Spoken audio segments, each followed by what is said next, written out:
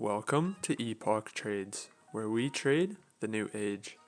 Today we're going to be covering key levels on the monthly and weekly time frame for Binance coin.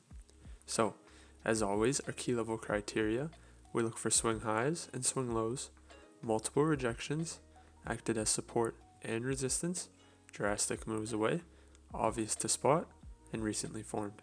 So, let's go ahead and hop right in. Now the first key levels we can notice is our monthly swing high here, right around 650. Now we can also plot in the swing low here, around 5.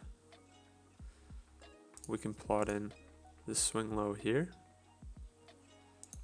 which is actually acted as both support and resistance here on the monthly chart, right around 14.9 and 12.3. As we notice, price came up, hit, reversed. As price broke through, it pulled back, and we see the level reacting as support before reversing drastically. Now we also notice a key level right here, where price came up, hit, reversed, and as price came back up, we seen it reacting to the level as resistance before breaking through, right around 33.8. Now we also notice our most recent level of support here, around 215.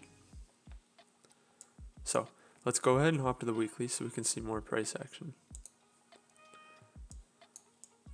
Now, what do we see? We notice a key level right here,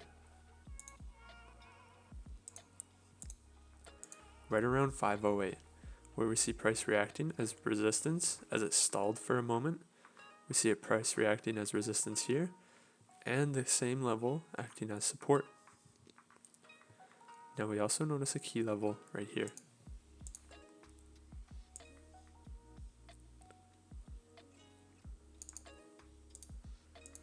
Right around 351 and 325, where we see multiple reactions acting as resistance and support, which is obvious to see here on the weekly chart.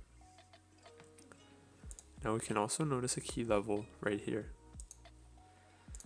as this is the most recent support level on the weekly chart, right around 263, and we notice it was respected as support all the way over here as well.